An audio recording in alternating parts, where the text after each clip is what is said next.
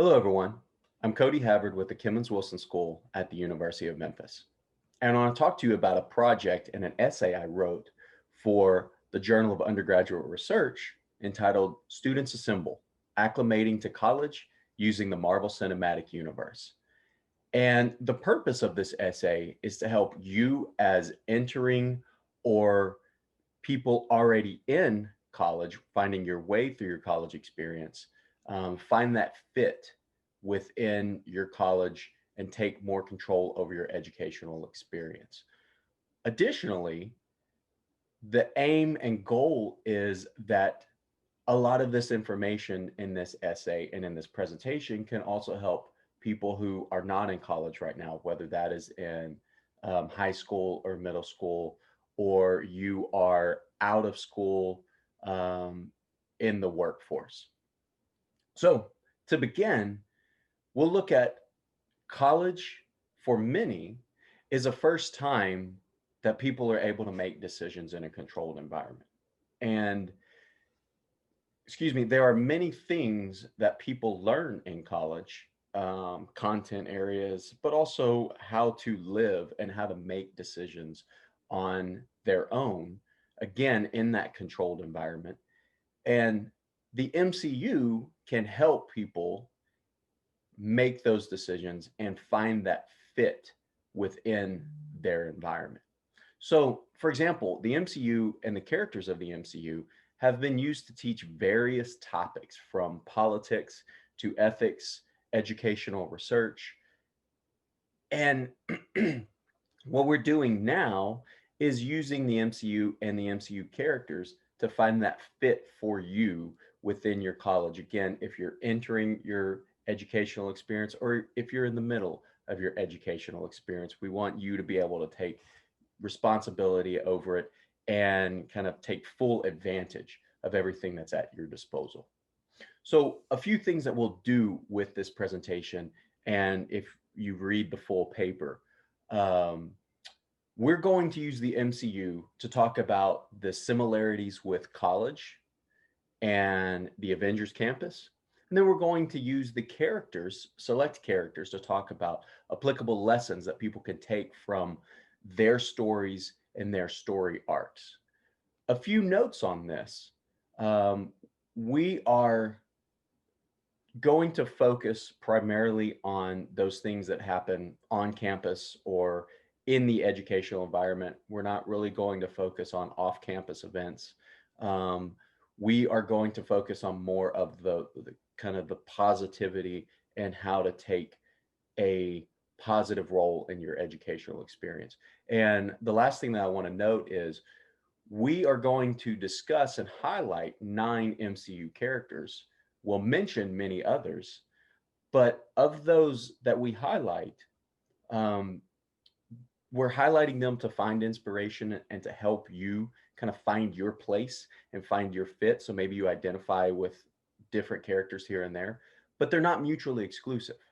A lot of the characters in the MCU have similar personalities, similar characteristics, and make similar decisions.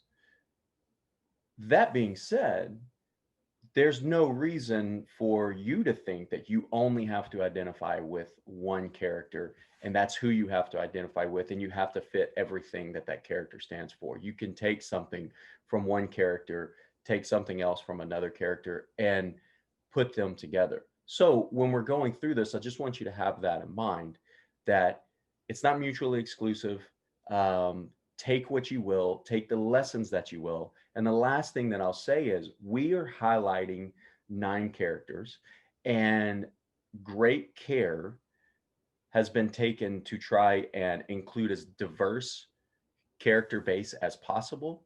However, we're working with the current MCU characters, and even though the MCU is increasingly adding more diverse characters and storylines, um, some hindrance was placed based on the current characters that are at our disposal right now.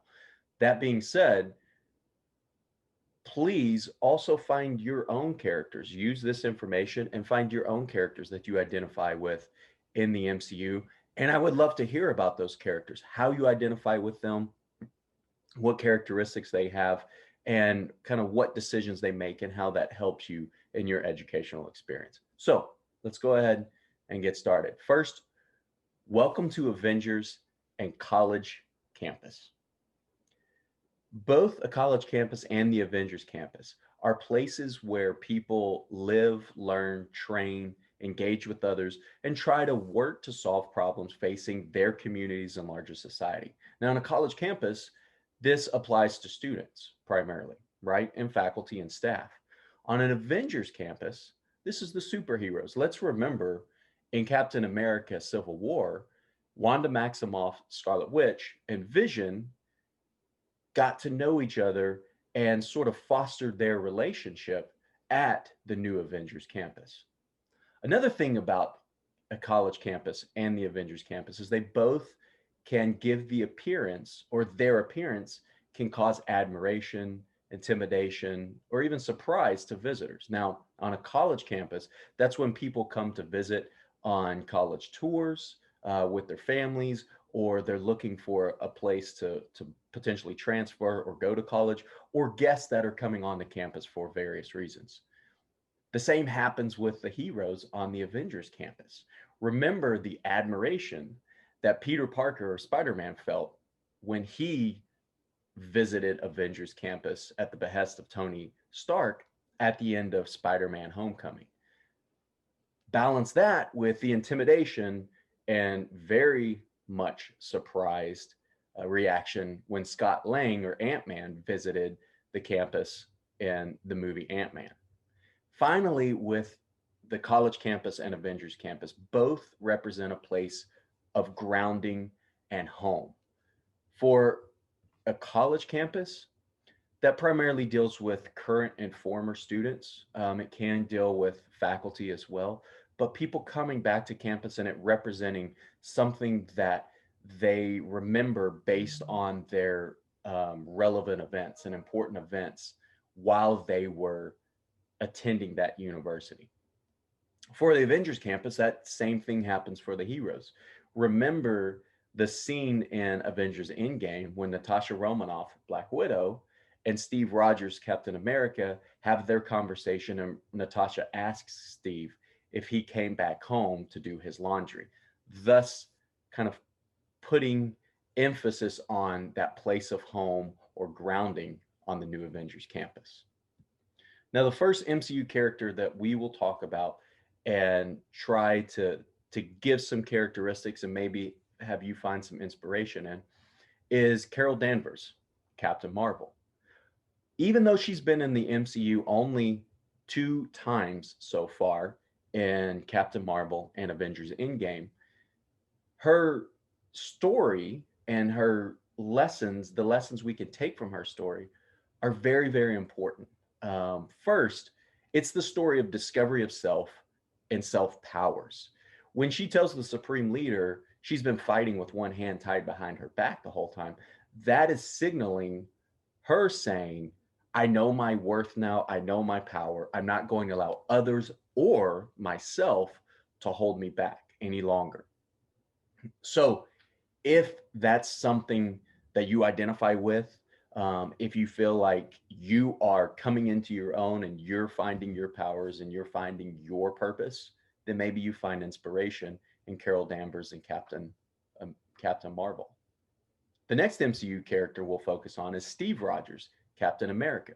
When we first meet Steve Rogers in Captain America, the first Avenger, he's a young man living in Brooklyn, New York, who really wants to serve his country and protect others.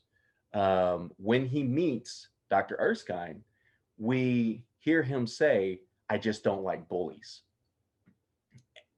That points to a strong moral compass that Steve Rogers has.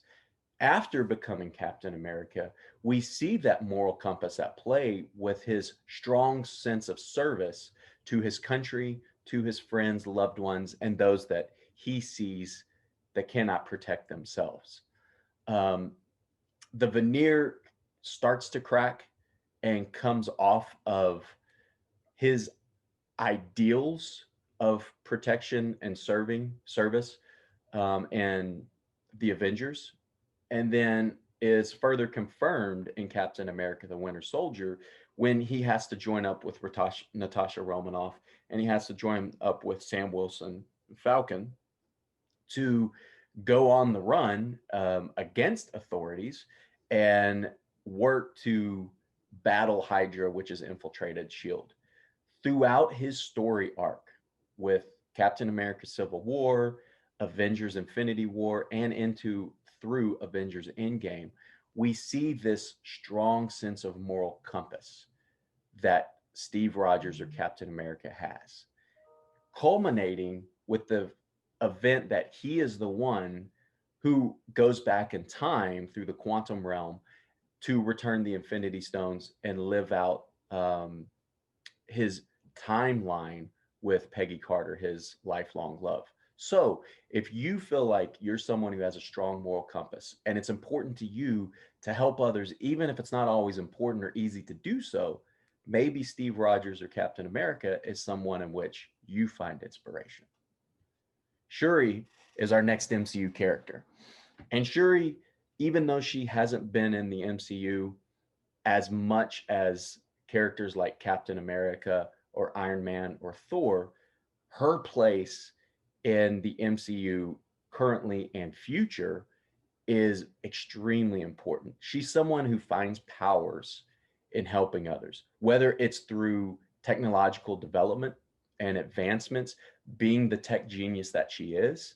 Look at what she did for Bucky Barnes or the Winter Soldier when he traveled to Wakanda to be put into a self imposed isolation. Again, when he was unfrozen to help battle against Thanos, Shuri is presumably the one who built his bionic arm. In Avengers Infinity War, Shuri is also the person put in charge of removing the Mind Stone from Vision, while also taking playful jabs at the work of Bruce Banner and Tony Stark. Um, her significance currently and to the future of the MCU cannot be overstated. There are have been rumors for a long time that she would actually take up the mantle of the Black Panther in the second installment of the Black Panther franchise, even before the tragic passing of Chadwick Boseman. But also, her place in the MCU and her importance in the MCU is extremely relevant to our society, um, in allowing underrepresented groups, and especially women of underrepresented groups, to see true potential being elevated and being acknowledged. And as we move forward as a society, it's extremely important that we see more of these characters and more of these storylines in the MCU to help people and to move all of us forward. So, if you feel like you're someone who your skills and expertise set you apart and you feel like they are your powers and you really, really enjoy helping people, maybe Shuri is your point of inspiration. Next up is Shuri's brother, T'Challa or King T'Challa in Black Panther. Throughout his story arc, first introduced in Captain America Civil War, through the Black Panther movie, his standalone movie, and Avengers Infinity War, Avengers Endgame, we see T'Challa being forced into and taking full responsibility of helping and protecting others. When he is forced to become king of Wakanda, following the tragic death of his father, he takes that mantle and he takes that responsibility with the utmost importance. He also shows a strong willingness and ability to rely on others for help, mainly the strong female leadership within his government of Wakanda, whether it is from Okoye and the Dora Milaje to his mother, his ex girlfriend, or his sister Shuri. He shows great restraint and the ability to critically analyze situations and come to the best conclusion with everything at his disposal. Obviously, with the passing of Chadwick Boseman, um, the story arc, or the story arc of the Black Panther franchise and the character may change, but also this was the first standalone movie featuring someone who people from underrepresented groups could look at and resemble them on the screen, and had their own movie, the character having their own movie, the character's story being highlighted the way that it was. And so the importance and the place of T'Challa and Black Panther within the MCU and within our larger society is immensely important moving forward. If you feel like you're someone who takes your responsibility seriously and you feel that you are meant to protect and serve your loved ones and those underneath, within your care or within your guidance, then maybe T'Challa, King T'Challa, and Black Panther is someone that you can look to. Next, we have Thor, the god of thunder. And throughout his story arc, we first see him in his first standalone movie as a vain character who actually is sent to Midgard or Earth because of his vanity, because of his unwillingness to listen and try to problem solve, instead, taking his compatriots to Jotunheim and trying to battle the frost giants.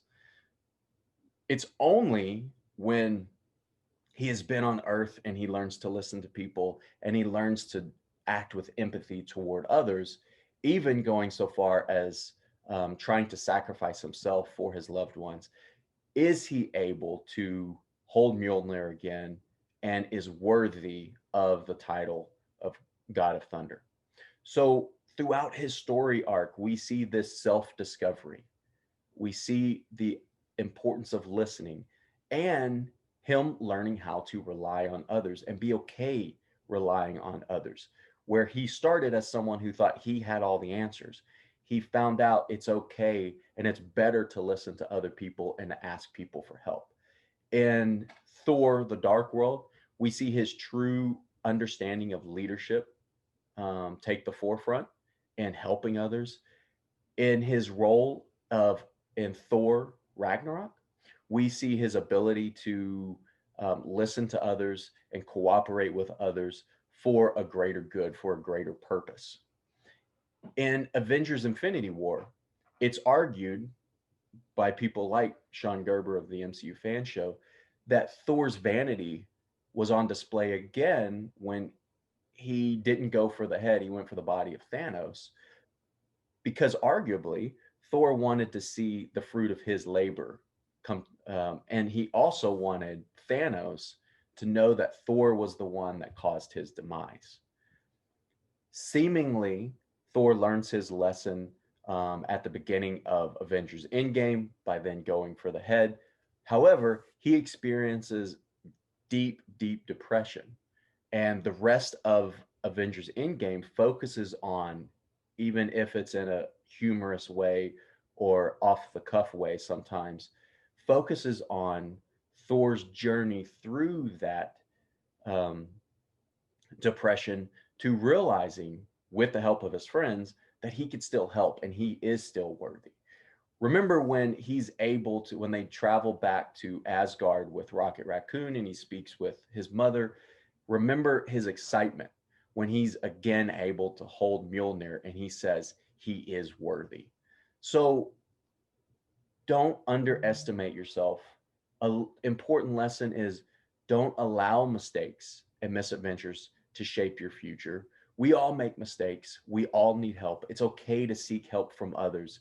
It's okay to look within ourselves for self discovery and find our true power and go our path, which is where we left Thor at the end of Avengers Endgame, going his own path and leaving the rule of New Asgard to Valkyrie.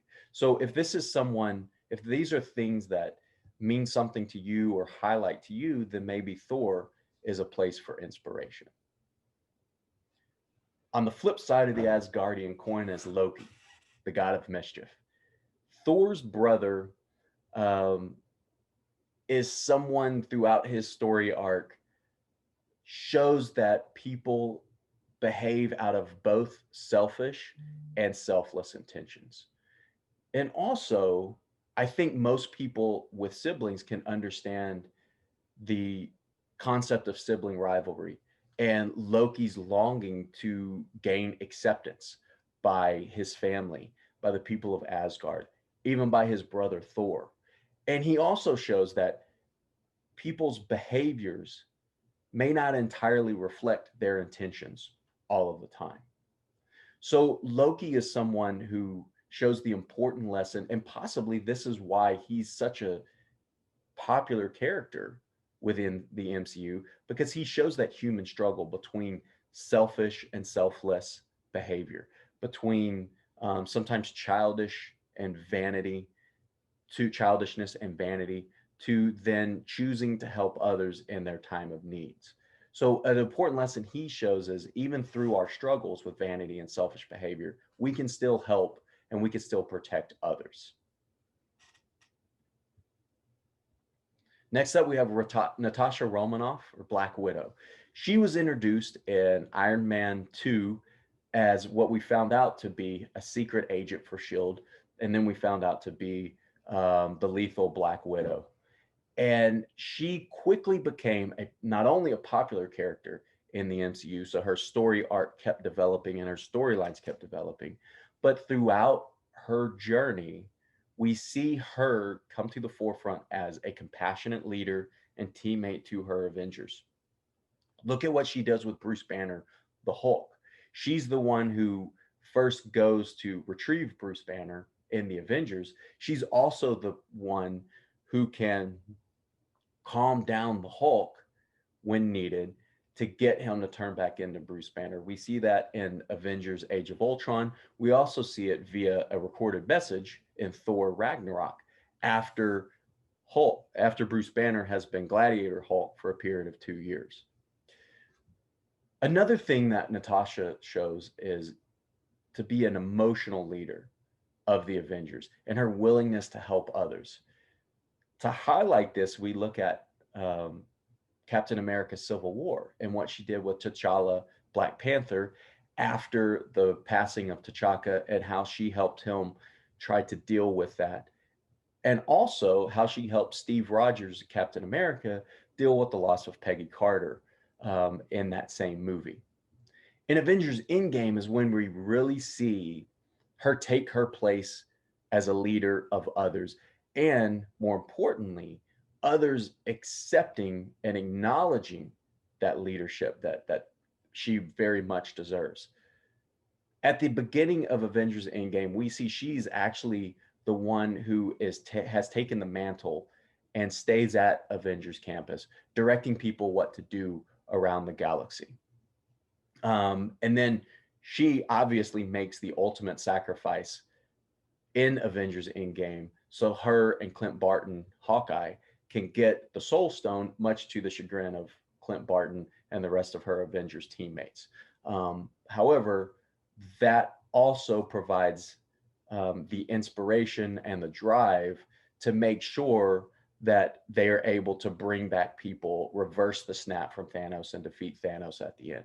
So if you're someone who sees yourself as an emotional leader, a compassionate leader, and someone who um, cannot be denied to take charge of situations, possibly Natasha Romanoff or Black Widow is a point of inspiration for you. Next, we'll look at Tony Stark, Iron Man. Having been in the MCU throughout, from the beginning of the MCU through Avengers Endgame, we see a journey of self-discovery within Tony Stark and changing his selfish behavior. When we first meet him, he is by design not an easy person to like in the first Iron Man movie. Upon seeing his work and seeing what his work is being used for, he makes the selfless decision to withdraw from manufacturing weapons of mass destruction to focusing on more humanitarian means. We also see with Tony Stark, and this is much like Loki and Stephen Strange and Doctor Strange, we see this balance and we see this struggle with the selfish, childish, sometimes self-aggrandizing behavior, and how that balances and kind of struggles or matches with his longing to help others and protect others. So, a very important lesson that Tony Stark teaches us is that our behavior and intentions to help others are not always easily understood or appreciated. Remember what he did in Captain America Civil War by trying to keep the Avengers together, as he says, by signing the Sokovia Accords. And also, he believes he is protecting Scarlet Witch by imprisoning Wanda Maximoff at the new Avengers campus, which a lot of the other teammates don't take very kindly to. So, the very important lesson from Tony Stark's story arc is even with mistakes, we have the ability to protect loved ones and protect those in need and to serve our communities. The final MCU character we'll look at, and this is by design, is Nick Fury.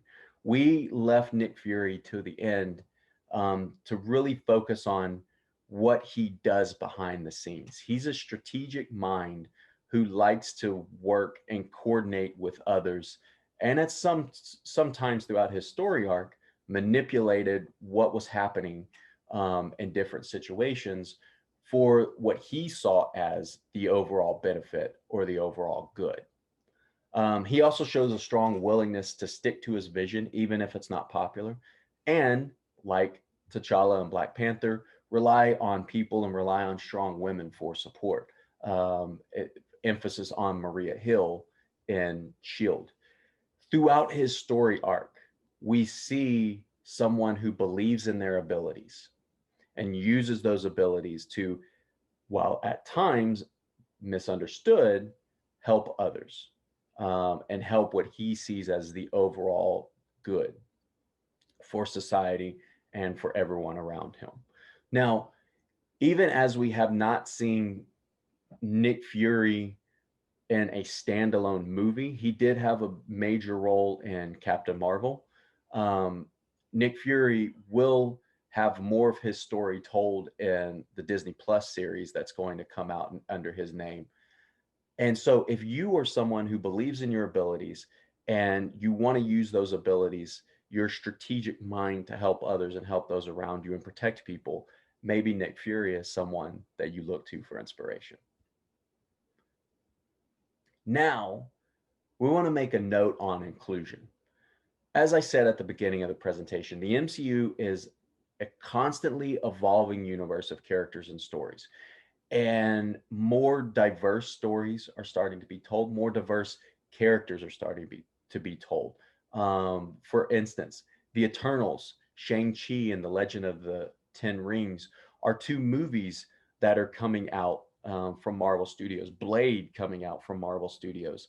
Miss Marvel featuring Kamala Khan, She-Hulk, Moon Knight is coming out, our series coming out on Disney Plus, and rumors surrounding Miles Morales and how he's going to be incorporated into the MCU via the Spider-Man franchise.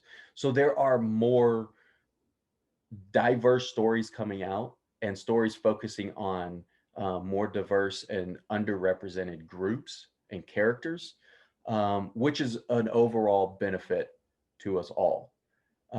Additionally, characters within the MCU, we would like to see more of those characters start to get more important roles of importance. So people like Lewis in Ant-Man 3, possibly, Valkyrie and her story in Thor: Love and Thunder, the story of Mary Jane and more focus on Mary Jane in Spider-Man 3, and Maria Rambeau in Captain Marvel 2.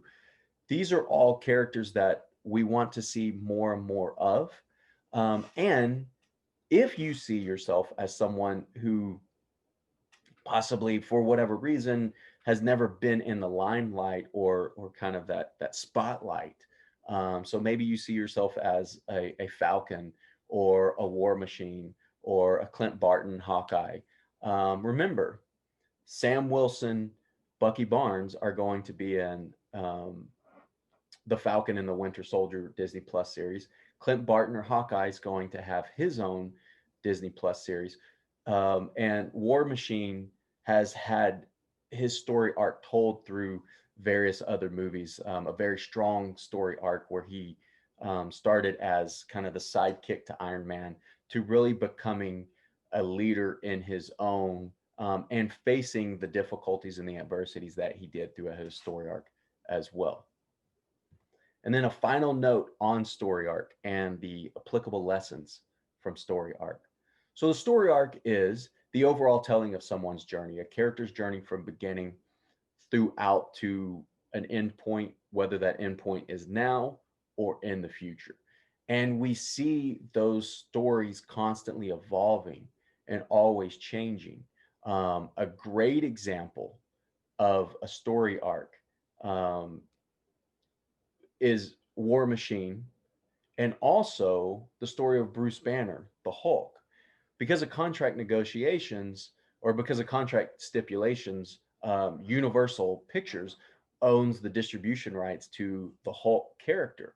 So that's why there's only one standalone movie featuring the Hulk within the MCU. However, his story arc has been told through his adventures with other characters within the MCU. So, for instance, his story arc or his journey of becoming comfortable and taking control of his Hulk half and becoming Professor Hulk or Smart Hulk, however you want to refer to him, was told through Thor Ragnarok, Avengers Infinity War, and Avengers Endgame. So the story arc is constantly changing and evolving. And that brings us to us. Our story arcs are constantly changing, they're constantly evolving. We don't know where they're going to end, but we have control. We have some control, as much as we can have, over how those stories are going to be told. Just like the characters in the Marvel Cinematic Universe are able to make their decisions, or the writers for those characters make the decisions for the characters, we are able to make decisions and help control our future. Another great example is you look at what's happening with Peter Quill, Rocket Raccoon, Gamora, and the rest of the Guardians of the Galaxy, and their future, what their future is going to be in the MCU.